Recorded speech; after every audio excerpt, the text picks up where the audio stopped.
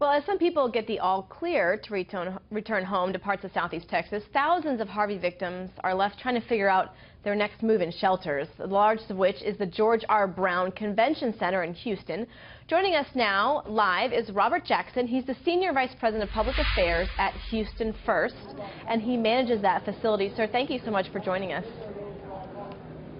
Thank you, Elizabeth. It's good to be with you. Yeah, first and foremost, it's hard for some of our viewers to believe because they've been following the coverage now for the better half of a week. But the fact of the matter is that some people are not able to go home at all. Is it true that a lot of these centers are still at full capacity? No, we have capacity at the George R. Brown, but right now all evacuees and people who are requiring shelter are being directed to the NRG Center. Okay, so what are your resources like? We have capacity. Like? We're going to house everyone. Right. No, and then I know that no one's getting turned away. But what type of resources do you have, and also other centers? What resources do you all have? Right. Well, the response in Houston has been just overwhelming. Extraordinary times require an extraordinary response, and that's what Houstonians do. When disaster strikes, Houstonians step up. And you saw it during Ike, you saw it during Allison, you saw it during Katrina, and you're seeing it right now. What really drives the relief effort, or has been driving it so far, has been the response of Houstonians, both in terms of donations and volunteers.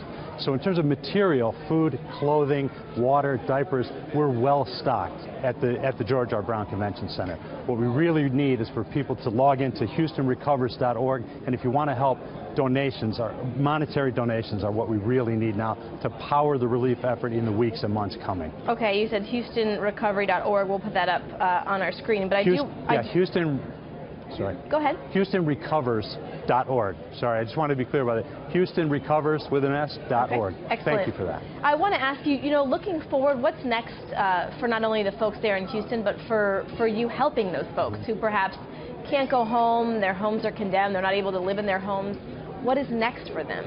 Right. Well, the story, when we opened the shelter, we got very short notice when the rain started. It rained all night Saturday night, and then on Sunday we got notice. We were standing by, of course, but we got notice that the shelter would open.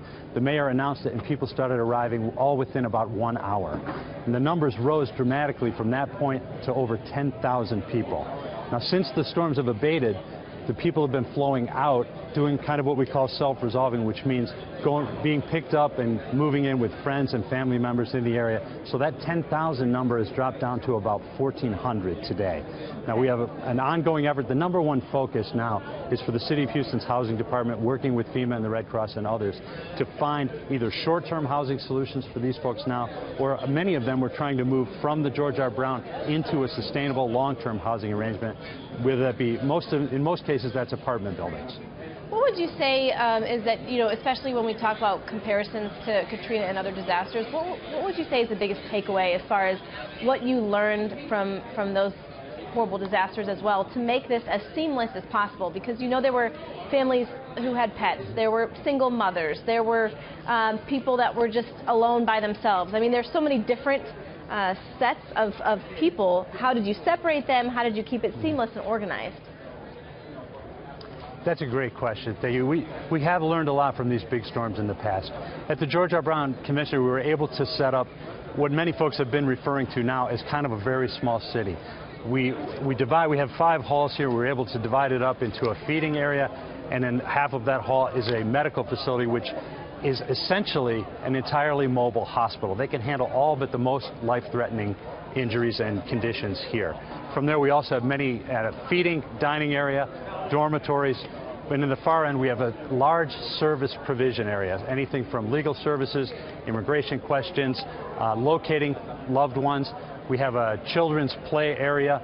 We have a separate area for our neighbors who have pets who were able to be rescued with them. So we have those folks separated into an area where their pets can run around in a contained area and not have to be crated for the entire time.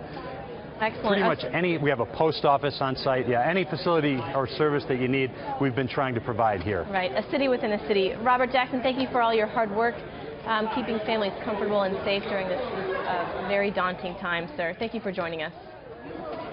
I appreciate that very much. If I can't tell you, just like in the words of our mayor, Houston is resilient, we're resolved, we will rebuild, and we'll be back bigger and better than ever. I'll Stay say. Houston strong. Some Thank very you, Elizabeth. impressive folks there. Thank you, Robert.